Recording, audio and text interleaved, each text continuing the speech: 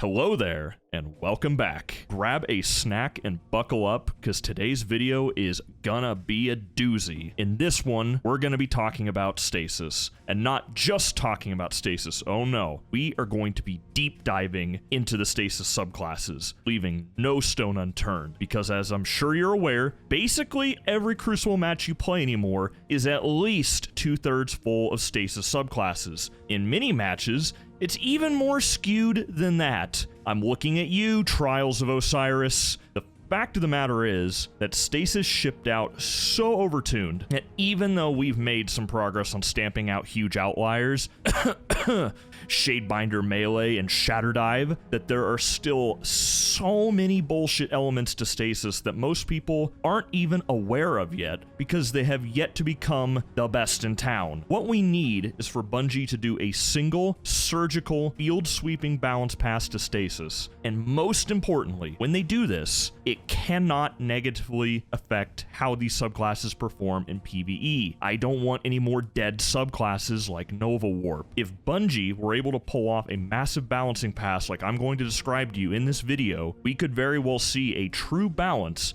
between light and dark subclasses for the first time in PvP, while preserving how awesome Stasis is in PvE. We're gonna break down everything: Stasis Freeze, Slow, Grenades, Melees, Fragments, Aspects, Supers, the whole 9 yards, baby. I'm going to do my best not only to describe how I'd balance Stasis, but also to quantify everything about it, even some obscure tips and tricks that you may not be aware of. With that said, let's jump in.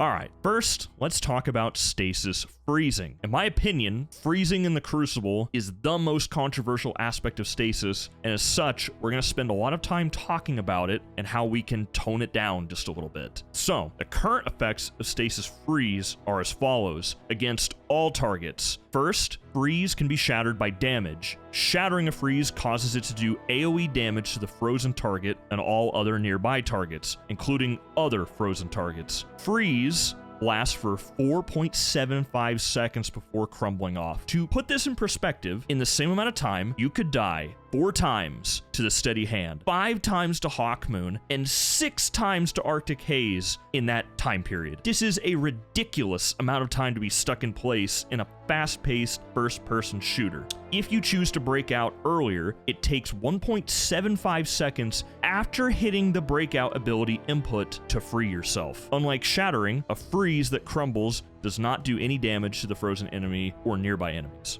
That's against all targets. Against combatants, aka PvE enemies, freezing will lock all non-boss combatants in place for the duration of the effect. Bosses will automatically shatter out after some duration. Bosses, however, are not locked in place, and they instead suffer a encasing effect in which they are frozen but can still roam the battlefield and attack. We'll talk about this more in just a little bit. Now, against regular PvP players, freeze will lock players into place when applied for the duration of the effect. While frozen, players will have their class ability replaced with a new breakout ability that allows players to exit their freeze early at the trade-off of health. The current time to break out, as we mentioned earlier, is about 1.75 seconds after hitting the breakout ability input, and then you take damage. The damage this breakout does can be reduced by the resilience stat though. The more resilience, the less damage you take. The max damage from breaking out is at tier 0 resilience and is 90 HP. The max damage from breaking out at maximum resilience, aka tier 10, is very small. It's like 10 damage. Players can also activate their supers to immediately break out in super state. When you do this, you don't take any damage, which is really, really nice at least. And the final thing I have to note is that you cannot begin the breakout ability until you are actually touching the ground. So say you're up in the air floating as a Dawnblade with heat rises and you get frozen. You literally cannot even begin the process of breaking out until you fall, hit the ground, and then hit the breakout ability button. Oh, it's bad. Now, freezing against players in roaming supers.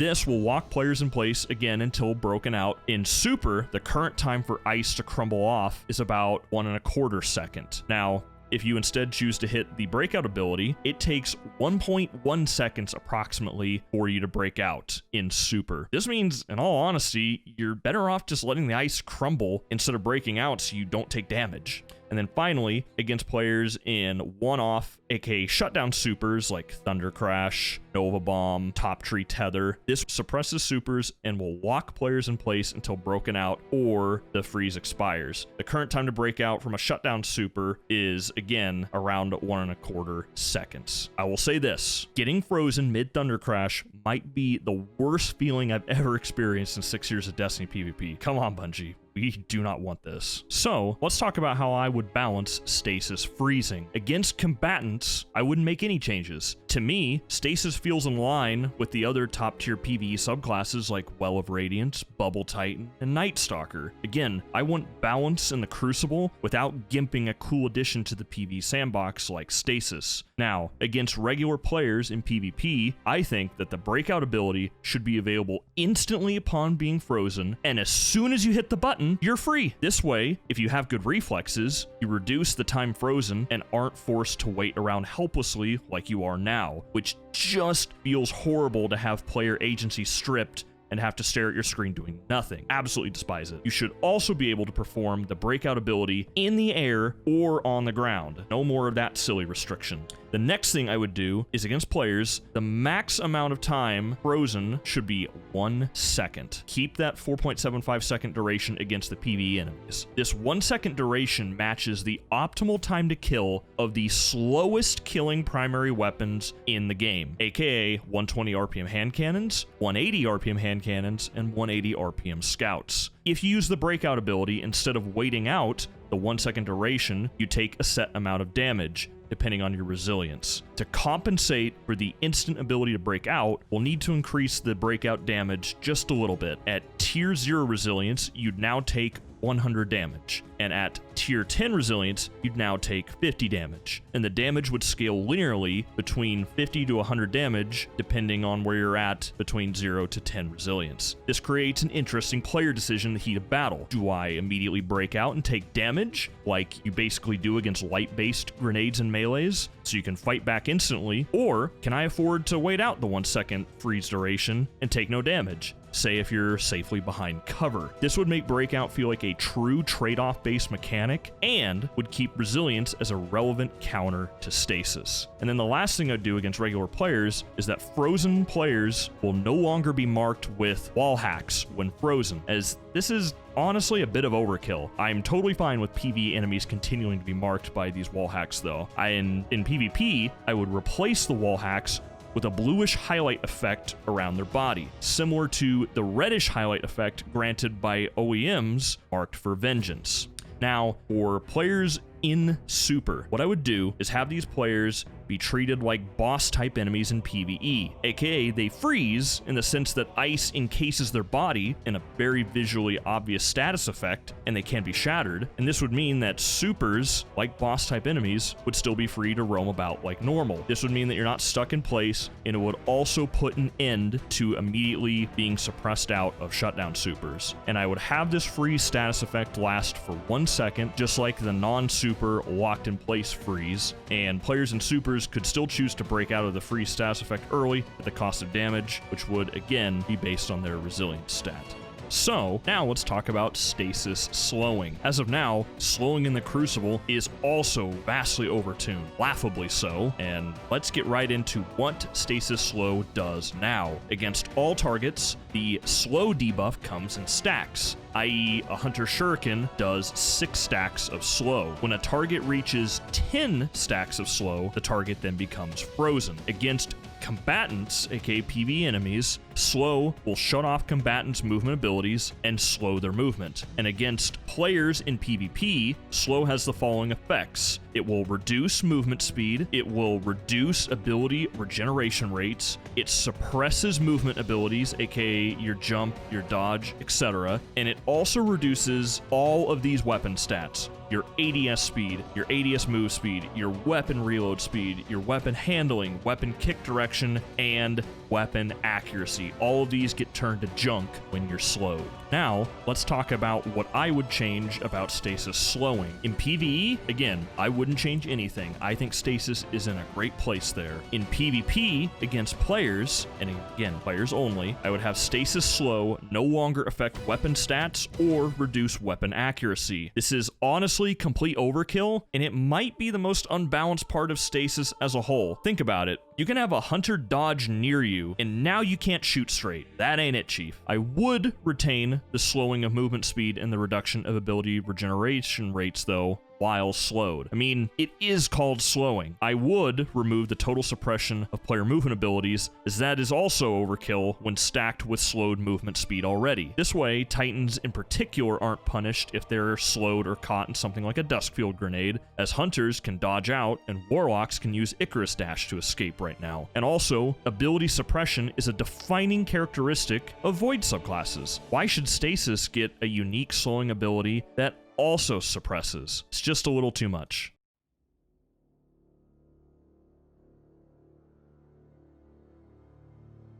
So, now that we've talked about the two primary status effects of Stasis, aka slowing and freezing, I want to talk about all the things that lead to these effects. Grenades, melees, fragments, aspects, all of it.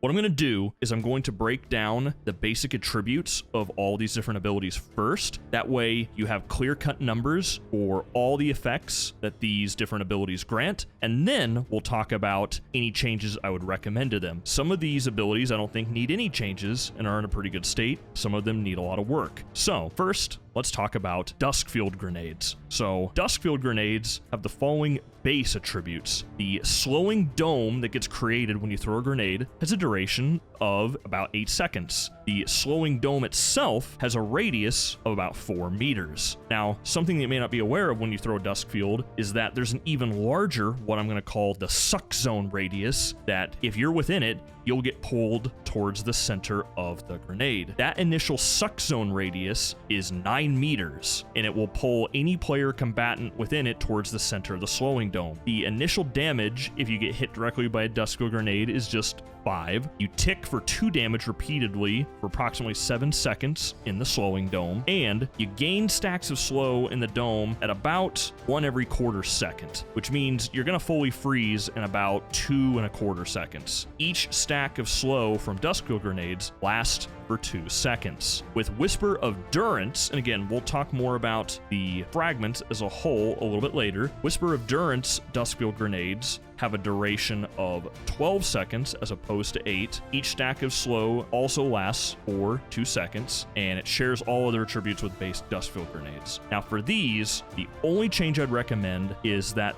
the initial suck zone radius against players only, and remember, in Bungie's last update 3.0.2, the Whisper of Fissures detonation radius against players only was reduced, which shows me that they have the ability to tune not just damage numbers, but ability effects differently if it's a PvE combatant or a player. So we're going to rely heavily on this principle from here going forward. Anyway, back to the topic of Duskfield grenades. I would have the suck zone radius of these reduced from 9 meters down to 8, and I would have the intensity of the suction reduce as you move further away from the center of the Duskfield. That way, if you're the max distance away and say you're flying by in a Dawnblade, you don't just get slammed into a wall. That needs to be toned down just a little bit. Next, let's talk about Coldsnap Grenades. So, Coldsnap Grenades have the following base attributes. There's an activation time of about 0.3 of a second between hitting a surface and the grenade sending a seeker towards an enemy. The seeker will travel 12 meters towards a target before despawning. Initially, being frozen by a Coldsnap Grenade will cause about 20 damage, and then up to 2 additional seekers will spawn after the initial target is frozen, 1 at a time. Each additional seeker has a max travel range also of 12 meters.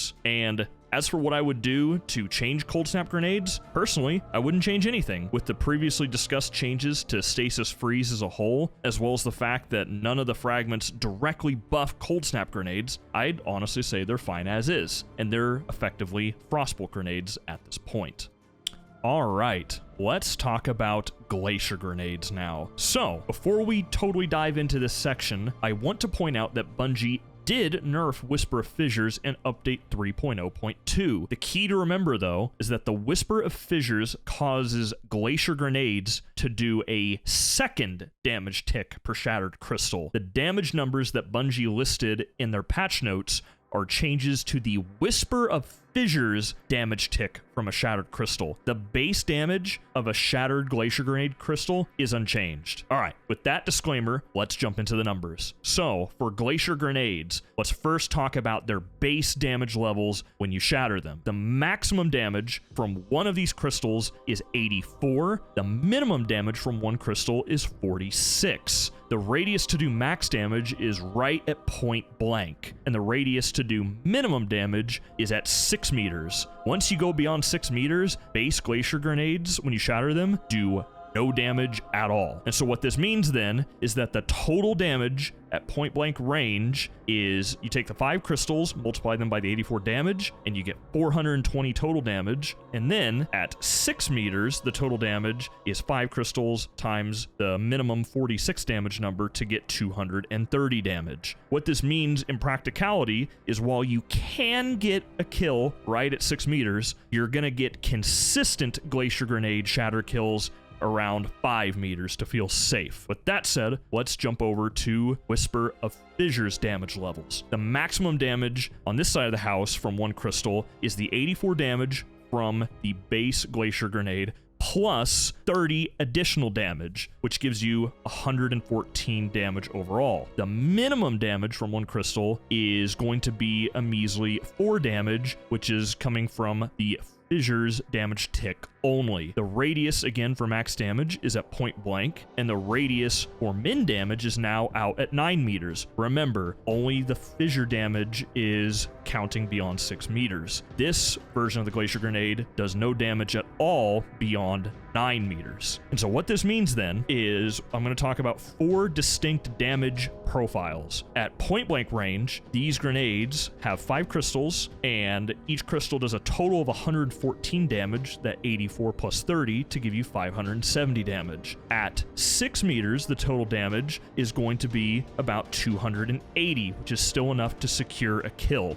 Now, I call it 6.1 meters. In our testing, it was really somewhere between 6 and 7 meters. 5 crystals are multiplied by a 8 damage tick and only do about 40 damage. And then all the way at max range of 9 meters, you're only getting a total damage of those 5 crystals multiplied by 4 to get 20 damage. In practice, what this is going to mean for you is that you cannot get a kill from shattering a Glacier Grenade beyond 6 meters, even with Whisper of Fissures. And so, while I mentioned before that you're probably going to get consistent 5-meter kills with base Glacier Grenades, Whisper of Fissures, what it really does is give you a consistent 6-meter kill with Whisper of Fissures Glacier Grenades. And so, with all these damage numbers now outlined, tested, and written down, when it comes to recommended changes to Glacier Grenades and/or Whisper of Fissures, I honestly have none. Bungie's changes in update 3.0.2, combined with our changes earlier about freezing, means that Glacier Grenades would be in a good place in PvP and still absolute damage monsters in PvE. The fact that you can no longer get a kill beyond 6 meters in PvP with Glacier Grenades, whether you're using Whisper of Fissures or not, is huge, and I think they're in a good place going forward.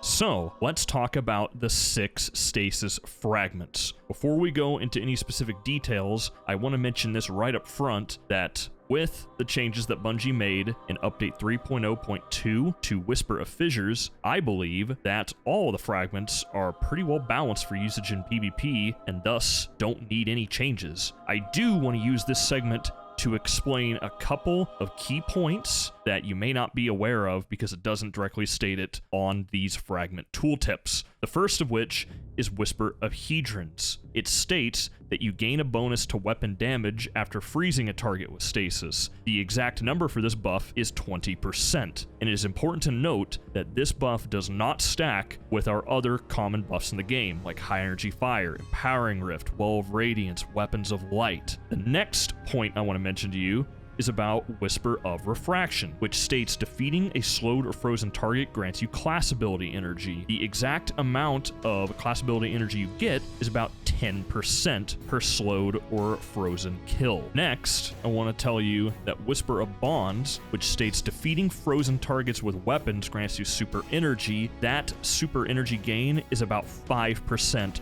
per frozen target defeated. And finally, with Whisper of Shards, it states that shattering a stasis crystal temporarily boosts your grenade recharge rate. Shattering additional stasis crystals increases the duration of this benefit. What's important to note here is that the higher your discipline tier, the more effective this grenade recharge rate boost becomes. Something to keep in mind.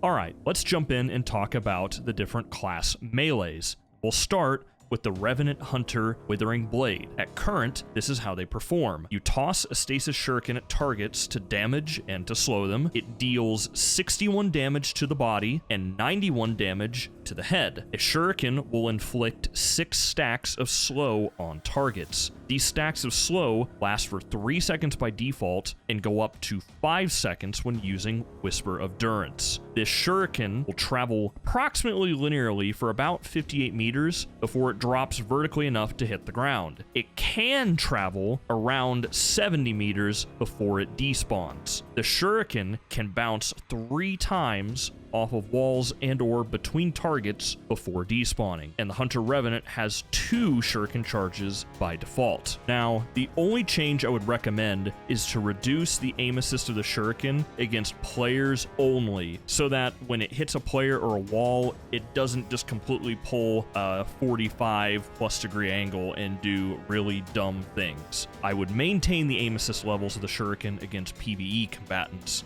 so it's unaffected there. Now, let's talk about the Warlock Shadebinder Penumbral Blast melee. Right now, you raise your stasis staff against your foes and send a blast of stasis forward to freeze your targets. This stasis blast deals 80 damage when it hits a target. The stasis blast will travel for about 25 meters before despawning, and they don't lose altitude while traveling. The stasis blast can be used at a minimum distance of 5 meters, which is slightly below the default melee distance for Warlocks. And as far as recommended changes, I would do none. Penumbral Blast was honestly pretty adequately balanced by Bungie before the Christmas holidays, and with the changes to freezing discussed earlier in this video, I think they would be in a fine state. Finally, let's talk about the Behemoth Titan Shiver Strike. At current, you hold the melee input to leap through the air. Releasing the input unleashes a powerful dash attack that knocks targets back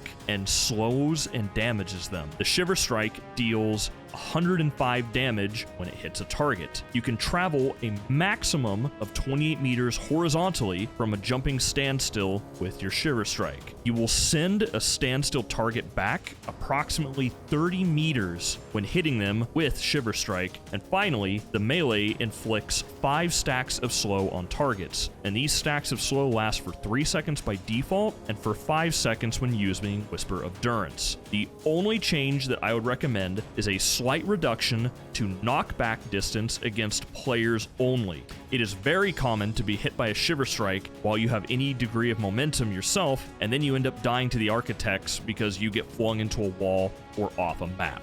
Let's jump in to the different class aspects. We'll start with the Hunter Revenant's aspects, Shatter Dive and Winter Shroud. For Shatter Dive, how it works is you activate it while midair to quickly descend and shatter nearby targets on impact. It deals 50 impact damage at point blank range and falls off to 5 damage at max range. And this maximum range to deal Shatter Dive impact damage is 8 meters from the landing point. It also gives you a damage reduction of 25% while performing the Shatter Dive animation. The 2 things that I would change about Shatter Dive is first, make it so where it only deals 1 impact damage anywhere within the Shatter Dive AoE. This is a movement tool, and it's a shatter activation tool. There is no need for it to deal additional impact damage. I would also remove all damage reduction during the Shatter Dive animation. As we mentioned before, this tool is for movement and for shattering. There's no need for it to have a damage reduction. As for Hunter's second aspect, Winter Shroud, it has the following attributes. Dodging slows nearby enemies. The max radius is 8 meters to slow targets. This dodge inflicts 4 stacks of slow on targets, and it lasts for 3 seconds by default and 5 seconds when using Whisper of Durance. The only change I would make would be to prevent Winter Shroud from slowing players. Note,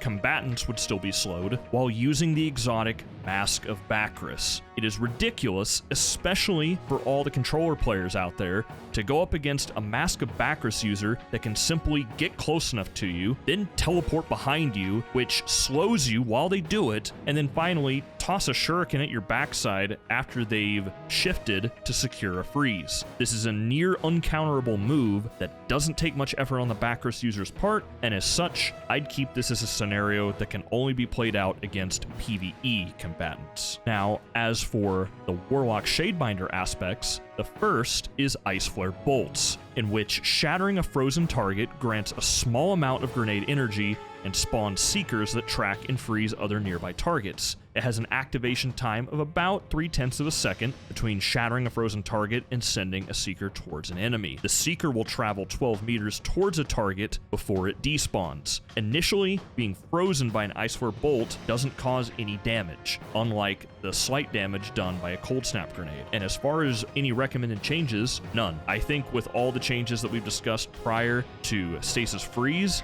Ice Flare Bolts would continue to be in a fine state of balance. For the second Shadebinder aspect, Frost Pulse, this is where if you cast your Rift, it generates a shockwave that freezes nearby combatants. This shockwave also has a max radius of 8 meters to freeze targets. Again, this doesn't require any changes. It's already not a factor in PvP, as you don't have your Rift very often. And finally, let's talk about the Titan Behemoth aspects. The first is Cryoclasm, which enables a longer and more powerful slide. Sliding into stasis crystals or frozen targets shatters them and any nearby frozen targets. From a standstill, Cryoclasm will slide approximately 12 meters. This compares to the base slide distance, which is about 7 meters. The effect of Antaeus wards doesn't stack with Cryoclasm, but with Dune Marchers, you'll slide about 13 meters due to the fact that your sprint speed is increased when using Dune Marchers, and you slide out of a sprint. You also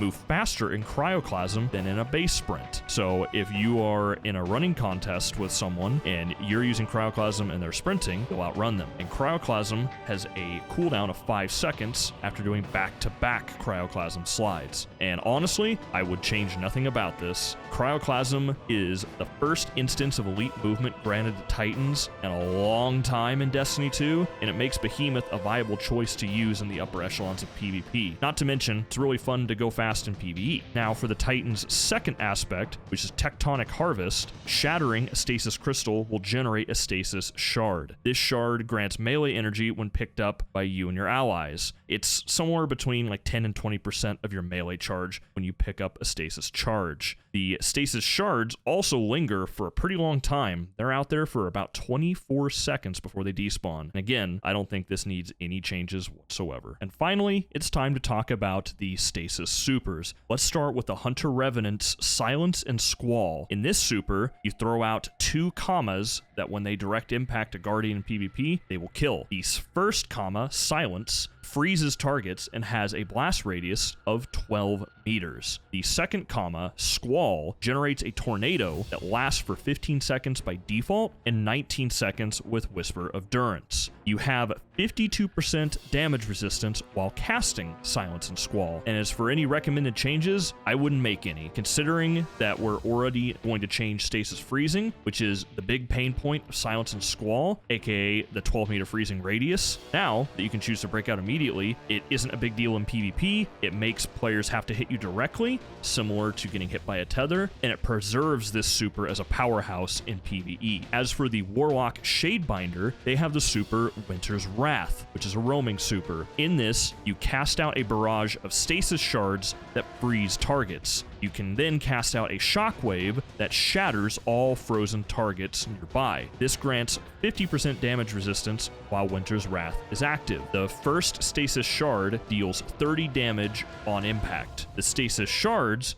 have a travel distance of 80 plus meters before despawning, so for all intents and purposes, unlimited on most of our Crucible maps. The Shattering Shockwave has a radius of about 28 meters within which all frozen targets will shatter. As for recommended changes, we would actually need to give Winter's Wrath a slight buff. We would need to increase the Stasis Shard impact damage up to around, say, 60 damage to compensate for the changes to Stasis Freeze made earlier in this video. That way you can combine the 60 impact damage with the 50 to 100 damage of breaking out, and if you choose to break out immediately, you're basically dead. And finally, the one that needs the most tuning is the Titan Behemoth's Glacial Quake. In this super, you slam your gauntlet down to create a shockwave that freezes targets and sends out crystals to freeze additional ones. You can also sprint through crystals or frozen targets to shatter them instantly. You have 60% damage resistance while Glacial Quake is active, which is by far the highest in the game. For perspective, Spectral Blades,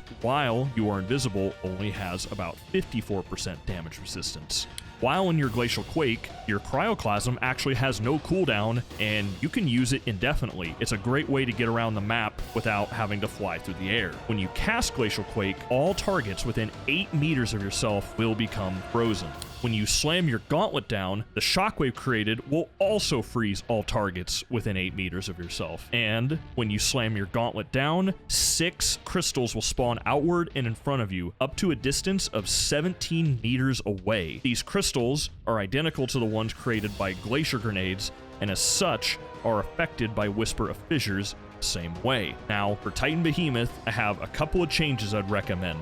The first would be to reduce the damage resistance while Glacial Quake is active down to 50% instead of 60. This would put it in line with other roaming supers like Winter's Wrath. However, you could make the argument that maybe you could even reduce the damage resistance down even a little further, considering its extreme movement capabilities. The next thing I would do is that the freezing shockwave when casting Glacial Quake will no longer affect players. This is a extremely powerful roaming super that doesn't also need an uh-oh panic button against players. You can keep it for PvE though, so it's stronger there. And then the last thing is that I would reduce the freezing shockwave when slamming your gauntlets down against players only to within 5 meters of yourself, and keep it to 8 meters against combatants in PvE.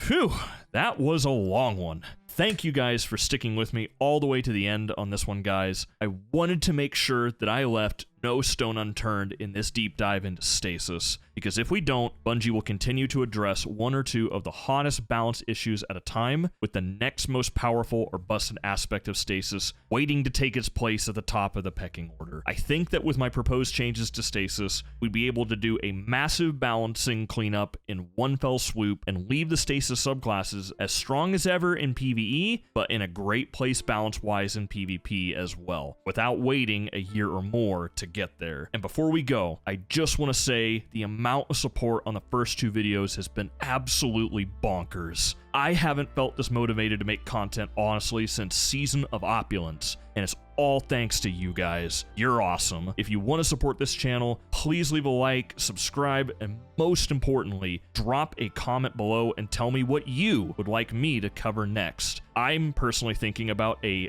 Guns 2.0 loot rarity overhaul or a how to improve Gambit video next, but I'm open to your suggestions. I'm looking forward to catching you guys all in the next one.